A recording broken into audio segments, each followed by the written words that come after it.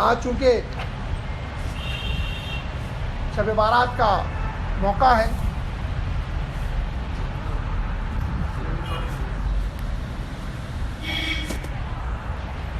اللہ کے رسول صلی اللہ علیہ وسلم سے 15 شعبان کی شب جو ہے، اس رات میں اللہ کے رسول صلی اللہ علیہ وسلم نے اس رات کے تعلق سے اس کے فضائل بیان فرمائے ہیں۔ اس رات کو جو ہے رحمت کی رات بھی کہا جاتا ہے، اور اس رات کو برات کی رات بھی کہا جاتا ہے۔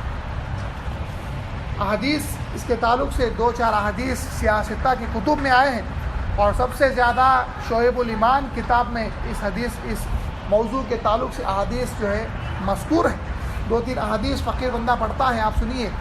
ابن ماجہ کی روایت ہے کہ حضرت علی رضی اللہ تعالیٰ عنہ بیان کرتے ہیں کہ رسول مقبول صلی اللہ علیہ وسلم نے ارشاد فرمایا، جب شعبان کی 15ویں رات ہو تو رات کو قیام کرو، نمازیں پڑھو، دن میں روزہ رکھو، کیونکہ اللہ تعالیٰ اس رات میں جیسا ہی سورج غروب ہوتا ہے آسمانی دنیا کی طرف متوجہ ہوتا ہے اور فرماتا ہے کہ کون مجھ سے مغفرت طلب کرتا ہے کہ میں اس کی مغفرت کروں، کون مجھ سے رزق طلب کرتا ہے کہ میں اس کو رزق دوں، کون مصیبت میں مبتلا ہے کہ میں اسے عافیت دوں۔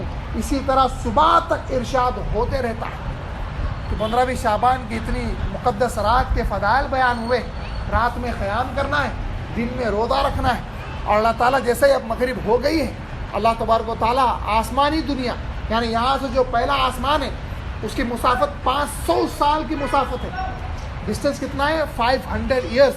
پھر پہلے آسمان سے دوسرے آسمان کو اتنا ہی 500 ایئرس کا ڈفرینس ہے، ڈسٹینس ہے۔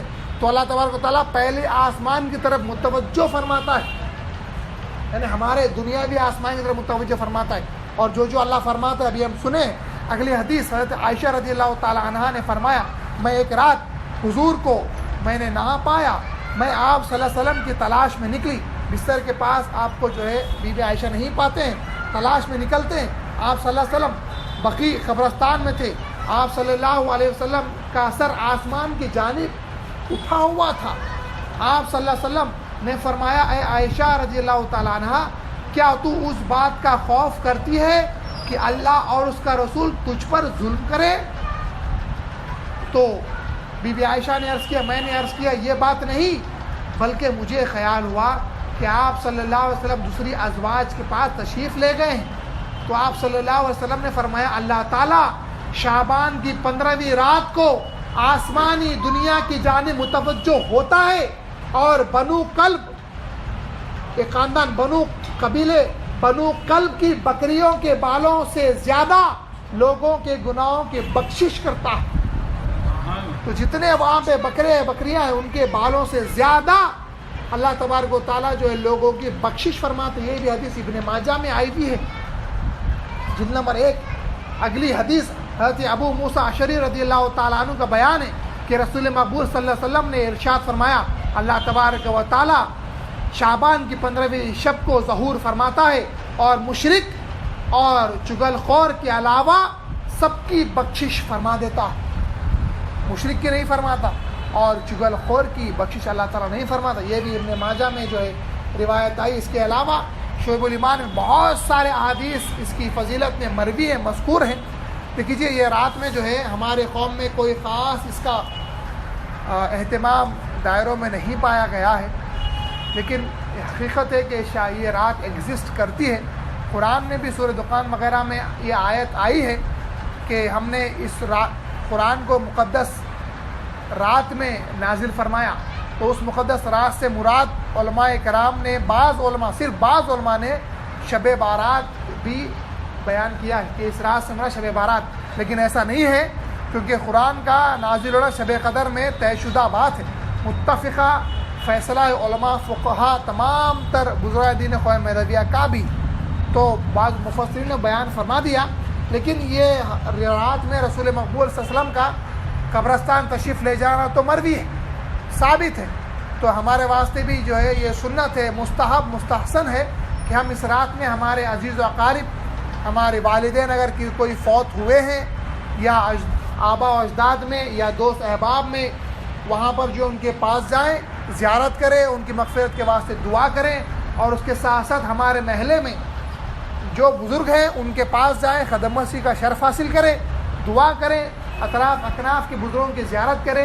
زیادہ دور ٹریول نہیں کرنا ہی بہتر ہے. اگر کوئی کرتا ہے تو اس میں کوئی قباحت نہیں ہے، لیکن اس رات میں قیام کرنا ہے، قضا نمازیں پڑھنا. کوئی نفل نماز اس رات میں نہیں ہوتی. اگرچہ کہ بعض کتابوں میں لکھا ہوا ہے، بعض احادیث آئی ہے کہ حضرت علی وغیرہ، عمر فاروق وغیرہ، جو حدیث میں آیا کہ اتنے رکعت پڑھو، اتنا سورہ اتنے بار ایک رکعت میں پڑھو، لیکن یہ تمام تر چیزیں ہمارے پاس رائج نہیں ہیں. کوئی سنت رسول سے یہ بات ثابت نہیں ہے. تو ہمارے پاس اس رات میں ہو یا شب معراج میں ہو یا شب قدر میں ہو، کوئی رات میں بھی کوئی نفل نماز نہیں پڑھی جاتی، بلکہ کبھی بھی زندگی میں نفل نماز جو ہے پڑھنے کا اہتمام ہمارے پاس نہیں کیا گیا ہے. تو رات میں قضا نمازیں پڑھنا ہے، تحت الوضو پڑھ سکتے ہیں، آپ قضا نماز پڑھ سکتے ہیں. یاد رکھو وطر کی بھی قضا نماز ہوتی ہے، وطر کی بھی قضا ہوتی ہے، یاد رکھیے آپ بات. تو کبھی بندہ اگر 3 دن کی قضا نماز آپ کو پڑھنا ہے تو پہلے فجر کی 2 رکعت فرض کی قضا، پھر ظہر کی 4 رکعت، عصر کی 4 رکعت، مغرب کی 3، عشاء کی 4 اور اس دن کی وطر کی قضا.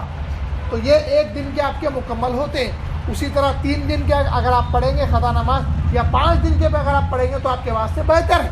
پھر آخر میں 3 بجے یا 4 بجے آج کی رات کی وطر پڑھ کر ختم کر دینا ہے، کیونکہ وطر خفل ہے نمازوں کا. اس کے بعد کوئی نماز جس میں رکوع اور سجود ہوتا ہے ہم نہیں پڑھ سکتے.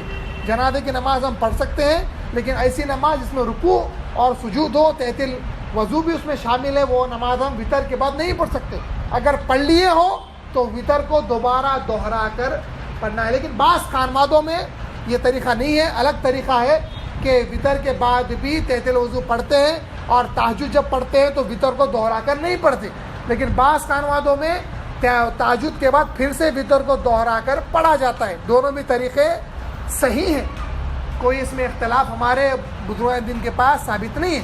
دونوں بھی طریقے رائج ہیں، قیامت تک جو ہے نزول عیسیٰ علیہ السلام تک جو ہے چلتے رہیں گے. تو اس رات میں زیادہ دور مت جاؤ تاکہ آپ تھک جاؤ، نماز نہ پڑھ سکو، ذکر نہ کر سکو. لال گڑھی اگر جائیں گے تو ایک الگ بات ہے، لیکن اور دور دراز اگر آپ جانے کی کوشش کر رہے ہیں تو ایسا مت کرو. نہیں کرنا ہے، بہتر ہی ہے نماز پڑھو، اللہ کا جو ہے ذکر کرو، قرآن کی تلاوت کرو، قضا نمازیں وغیرہ پڑھو، اور باہر مت پھرو.